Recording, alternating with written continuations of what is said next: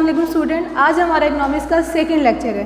पहले हमने डिफ़ाइन किया था इंट्रोडक्शन टू इकनॉमिक्स, इकनॉमिक्स क्या होती है। अब हम डिफ़ाइन करते हैं कि मुख्तलिफ इकोनॉमिस्ट ने इकनॉमिक्स की क्या डेफिनेशन बयान की है। ठीक है, तो क्लासिकल स्कूल ऑफ थॉट है पहला हमारा, क्लासिकल मकतब फ़िक्र, उनका ईयर है 1723 से लेकर 90 तक। ठीक है, दूसरा हमारा जो टाइम पीरियड आता है वो न्यो क्लासिकल है। आपने इसको न्यू नहीं बोलना, ये न्यो है। ठीक है, न्यो क्लासिकल स्कूल ऑफ थॉट से ये उसका ईयर है 1842 से 1924 तक। ठीक है, थर्ड जो है इकोनॉमिस्ट, उनका ताल्लुक लंदन स्कूल ऑफ इकोनॉमिक्स से है, जिनका है जदीद मकतब फ़िक्र। ठीक है, और ये जो है रॉबिन ने पेश किया था, इनका ईयर है 1842 से 1924 तक। ठीक है, अब हम बाकायदा क्वेश्चन की तरफ जाते हैं। ठीक है, और वो हमारा पहला क्वेश्चन है क्लासिकल स्कूल ऑफ थॉट। ठीक है, इंट्रोडक्शन क्या है, क्लासिकल स्कूल ऑफ थॉट पेश किसने किया। ठीक है, क्लासिकल स्कूल ऑफ थॉट जो है वो एडम स्मिथ ने पेश किया। एडम स्मिथ उसके बानी है। ठीक है,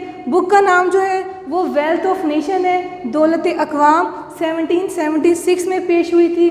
उनका ताल्लुक कहाँ से था एडम स्मिथ का? एडम स्मिथ का ताल्लुक जो है स्कॉटलैंड से था, इंग्लैंड से था। ठीक है, अब हम नेक्स्ट देखते हैं the followers of classical economist. ठीक है, अब कौन कौन इकोनॉमिस्ट ऐसे थे जो क्लासिकल के जो है वो हामी थे, जिनमें J.S. मिल, N.W. सीनियर, माल्थस, रिकॉर्डो और F.A. वॉकर शामिल हैं। ये वो इकोनॉमिस्ट थे जो ये कहते थे कि जो क्लासिकल की डेफिनेशन है वो बिल्कुल ठीक है। ठीक है, अब हम डेफिनेशन की तरफ जाते हैं। ठीक है, डेफिनेशन क्या है? Economics is a social science which deals with the production of wealth, consumption of wealth, distribution of wealth and then exchange of wealth. माशियात एक ऐसा इल्म है जो क्या बयान करता है? पैदाइश दौलत, सर्फ दौलत, तकसीम दौलत एंड देन तबादला दौलत पर बहस करते हैं। ठीक है, अब हम देखते हैं कि डेफिनेशन के 4 मेन पिलर्स कौन से हैं। ठीक है, और के 4 मेन पिलर्स में आते हैं, फर्स्ट आता है आपका प्रोडक्शन ऑफ वेल्थ, मतलब पैदाइश दौलत। सेकंड पे है कंजम्पशन ऑफ वेल्थ, चीज़ों को कंज्यूम कैसे किया जाता है। थर्ड है डिस्ट्रीब्यूशन ऑफ वेल्थ, हम उसे तकसीम कैसे करते हैं। और नंबर 4 पे आता है एक्सचेंज ऑफ वेल्थ मीन्स तबादला दौलत। ठीक है, अब हम इसको अलग अलग से स्टडी करते हैं।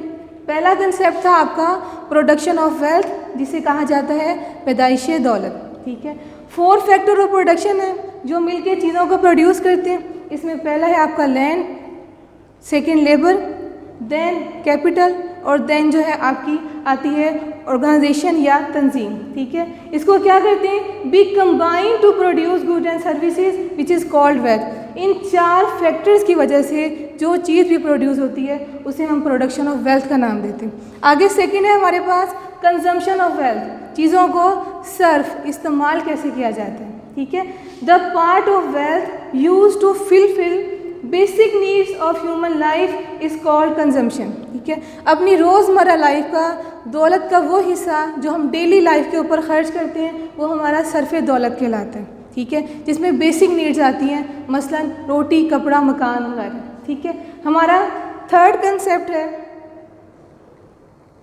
Production of wealth.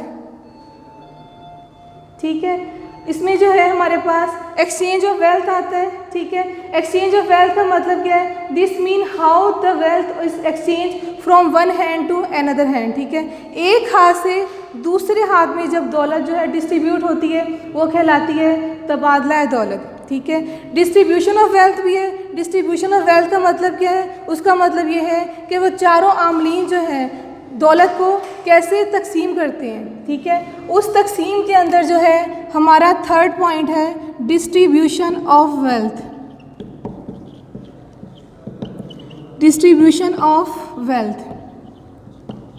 ठीक है, इसमें क्या है? पहला मैंने आपको बताया था लैंड।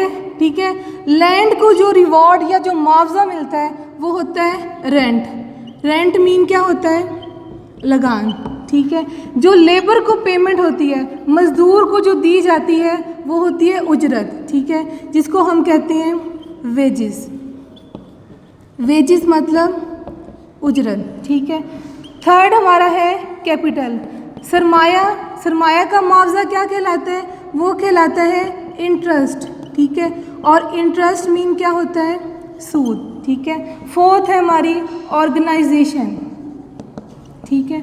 और ये जो है इसका मुआवजा क्या होता है, इसका मुआवजा कहलाता है प्रॉफिट। प्रॉफिट मतलब मुनाफा, ठीक है। तो लिहाजा पहले प्रोडक्शन ऑफ वेल्थ होता है, सेकंड कंजम्पशन करते हैं, जब हम कंज्यूम कर लेते हैं थर्ड नंबर पे डिस्ट्रीब्यूशन ऑफ वेल्थ आता है और फोर्थ नंबर पे हमारा आता है एक्सचेंज ऑफ वेल्थ, ठीक है। अब हम ये देखेंगे जो हमने डेफिनेशन पढ़ी एडम स्मिथ की, उसमें क्या क्या खूबियाँ मेरिट्स पाई जाती हैं। नंबर 1 सिंपल है, आसान है। आसान क्यों है? क्योंकि हर चीज़ किस पे डिपेंड कर रही है, वेल्थ के ऊपर, ठीक है। आप प्रोड्यूस भी वेल्थ कर रहे हो, कंज्यूम भी वेल्थ कर रहे हो, डिस्ट्रीब्यूट भी वेल्थ कर रहे हो और एक्सचेंज भी वेल्थ के उस मीनिंग में आता है। स्ट्रॉन्ग बेस है। स्ट्रॉन्ग बेस क्यों है? बड़ा आसान सा है कि हर चीज़ आपकी दौलत पे डिपेंड कर रही है, ठीक है। थर्ड नंबर पे इंक्रीज टू इम्पोर्टेंट, अहमियत में इजाफा है, ठीक है। क्यों आता है? क्योंकि हमारे लिए हमारी डेली लाइफ की हर चीज़ जो है डिपेंड ही वेल्थ पे करती है, ठीक है। नंबर 4 पे इजी टू अंडरस्टैंड, बहुत आसान है। आसान क्यों है?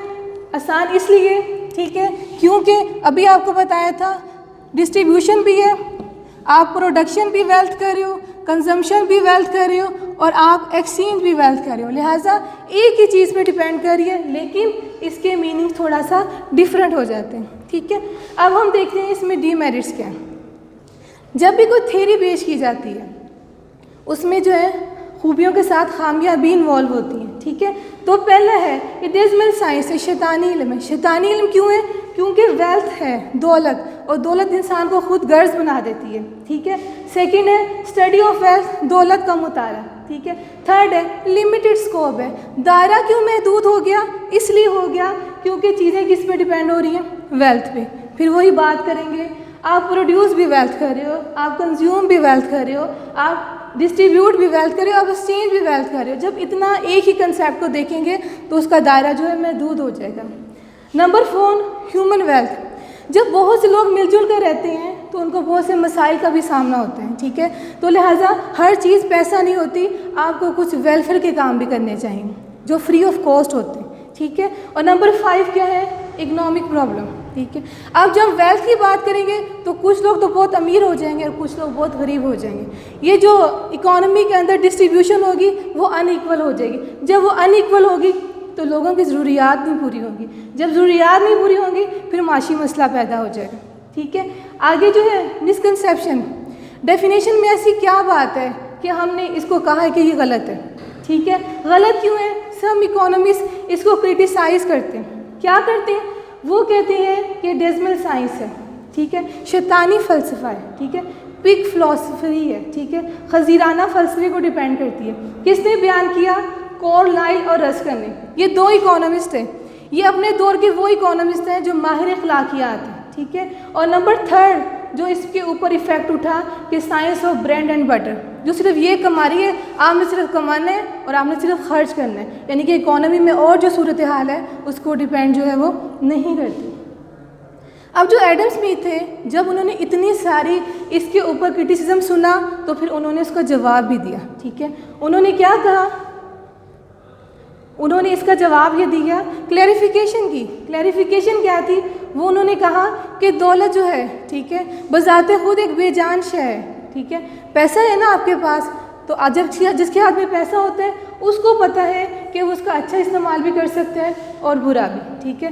बस दौलत पैदा करना, उसको सर्व करना, उसको इस्तेमाल करना, उसको एक्सचेंज करना बुरा नहीं है, ठीक है। लेकिन डिपेंड किस पे करता है? हमारी सोच पे कि हम उसे कैसे इस्तेमाल करते हैं, ठीक है। सो हम ये कह सकते हैं कि economics is a science of wealth. Okay, thank you.